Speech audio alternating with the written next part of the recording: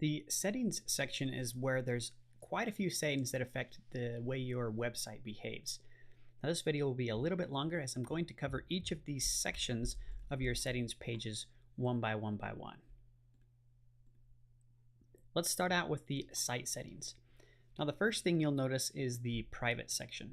Now you can run your entire EZZL website and business and artworks privately if you don't want to have a front-facing website. So you can mark your site as private, or you can mark it as publicly visible. So if you have a private website, anyone who visits your URL, whether it's your subdomain or actual domain, they'll receive a notice that says this is a private site. They won't be able to access it, but when you log in, you'll be able to access all the data. The next thing is your subdomain. Your subdomain is the domain you set up when you registered. Depending on your package, you may have a custom domain as well. And then of course your site name. Now the site name of course appears in your website. Let's go ahead and look at this. Right up here near the top, depending on your theme, it will appear in different places, and then also in the URL in various spots as well. So your users, when they search for you on different search engines, they'll be able to find your website. Site description is also added to your website depending on the theme in various locations. And then of course the basic details for your contact. So you have your contact email, contact phone, the time zone of your website, any social links that you may have such as Facebook, Twitter, Instagram, or Google+. You'll want to enter those here. And then optionally you can add a Google Analytics ID. A Google Analytics ID will allow you to track how many visitors your websites are getting, the time of day, different demographics such as location, where the visitors are coming from, and all sorts of important metrics. We highly recommend it, and it's a free service offered by Google. You just need to go up and sign up for a Google Analytics account and then paste your ID right in this field. Lastly, here is the units of measure, whether you're running on the metric system or the empirical system. This will change, of course, the dimensions and the weight settings and a few things like that of all of your artworks, depending on how that is set. Okay, let's go ahead and look at how these settings affect the front end. Now I'm going to come over here to the front end, and you can see down at the bottom I have all these social links, and all these social links are appearing because I have some dummy data in here. Now of course this isn't a real URL. It would need to start with http:// Facebook or whatever the actual URL is. If you delete that and I select update here and move back and refresh, you can see that the Facebook link disappears because there's no longer a URL associated with that. So if you don't want those to appear, just simply remove them. Let's move over here to the site theme section.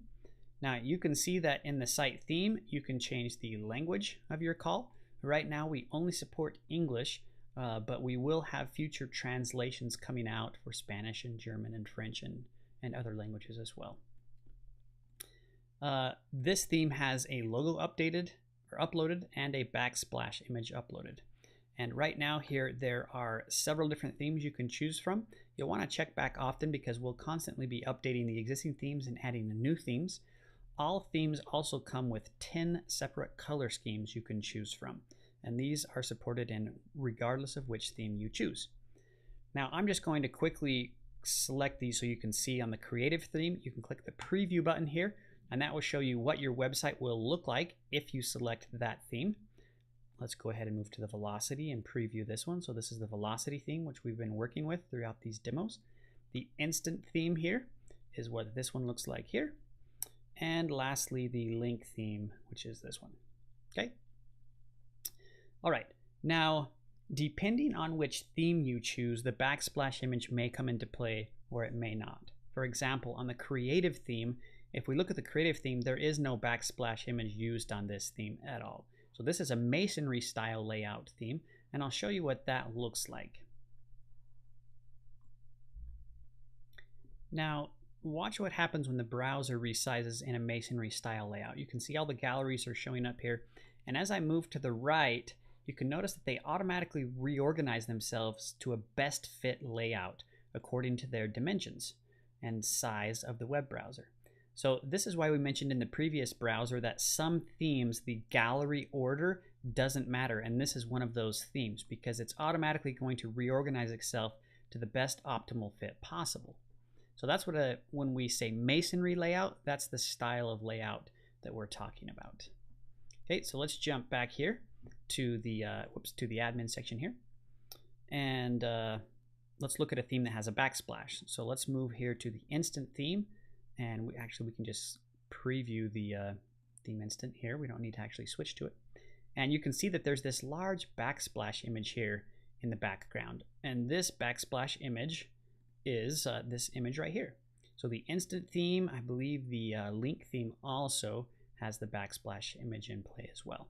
So some themes support that, where you can put a very large featured image and it automatically resizes as well, and some themes don't. Let's go ahead and jump back here to the settings. Now I've got a few too many windows open. I'm going to close some of these so we don't get confused. Okay, the site logo also appears in different spots on various themes. So if we look at theme link, for instance, the logo is not prominent anywhere visibly, and that's because the menu is, by default, it's an off-canvas menu over here on the right. So when you fly open the menu, that's when your logo would appear here. On this other theme, for example, creative theme, you can see the logo is at the top left on this one, and it's prominent by default. So again, depending on your theme, your logo will appear in different spots. If you want to remove these and replace them, you simply head to the attachments section, and you can find those images. So you can see this one says logo. So this image is the logo, and this says backsplash. So this is the backsplash. If I want to replace it with a different logo, I can simply say delete attachment. That will delete the current logo. And now you'll note that when I go back to the settings page, and I'll come back to the site theme section, I can now upload a new logo. So I would just simply click upload logo, and just like we've seen before, you simply upload the image here, and that's it. Okay, let's move over to the payment processor tab. The payment processor is where you'll need to connect your payment processing. This particular one is already connected with the test account here, and so you can see there's the key for this test account. By default, when you come in here, you'll see a message that says, you know, your site is not yet connected to a payment account. The payments account are all run through a company called Stripe. They're the merchant that actually does the processing of the credit card. We provide the SSL certificate, so all of the credit card transactions actually happen directly on your site. The user doesn't need to leave and go to PayPal or something like that and then fill out the details there and then come back. It happens directly on your website, as all those certificates are part of your package. But you will need to just click on the link here that says connect with Stripe and just fill out your details of where you want those funds deposited. You'll put your bank routing number and a few things like that, so we can get those fees that you collect from purchases deposited directly into your bank account each day. Also, you'll select your currency. Of course, when you change the currency, this is the currency that your users will use when they check out and pay on your website. And then lastly here is the percent fee. This is a sales tax. So some countries or even some states require sales tax for online purchases. So if you know that your particular situation requires a sales tax for every single purchase, you would just enter in that amount as a whole number here, 6%, and then that would charge the 6% sale tax to all of your artwork purchases. So that's how the payment processor works. Lastly here is the gallery settings. Now these toggles all determine what content is shown and hidden on various pages of your theme. So by default, everything is off here, which means basically that all the features are visible. Now I'm going to open up this again over here and show you here what I mean. So you can see down here in the galleries section, I'm seeing the gallery name and the gallery description. If you don't want the name and description to appear on your website, you can just simply come in here and say hide gallery title and hide gallery description, and then go ahead and say update settings. Now I'm going to come over here and refresh this, and you can see that right away those gallery titles disappear. Okay. Now let's move into one of these galleries to illustrate this next point. Whoops, let's find one that's not a private gallery. Here we go in the portraits. The same thing happens here. You can see in the portraits section, there is a artwork title, an artwork price, and artwork dimensions. Those all appear by default as well.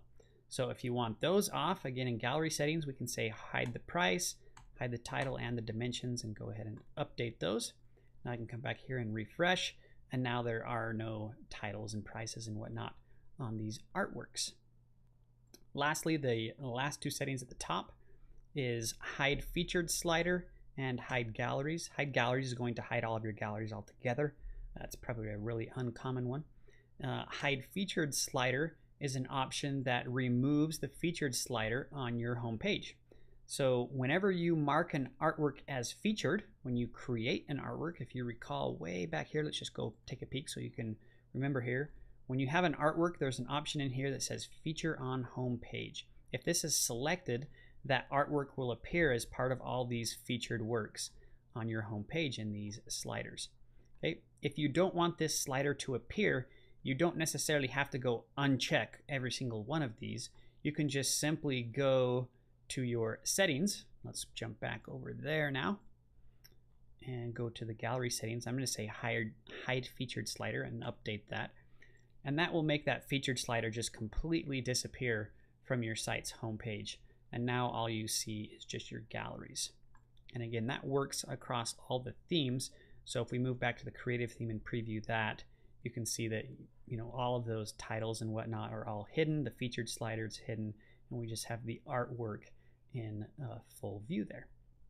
And that's a few of the basic settings. Again, these settings may differ slightly from what you see as we add new features and refine things. A few of these checkboxes will likely increase or disappear as we add features. So we recommend checking back often to see what features are available. Anytime we do publish new updates, we post those on our main website. So if you just come to EZZL.art, down here at the very bottom, there's a thing called articles, updates, and articles.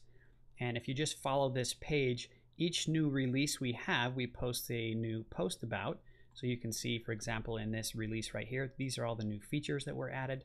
So you can follow along and see what features are added on a regular basis as well.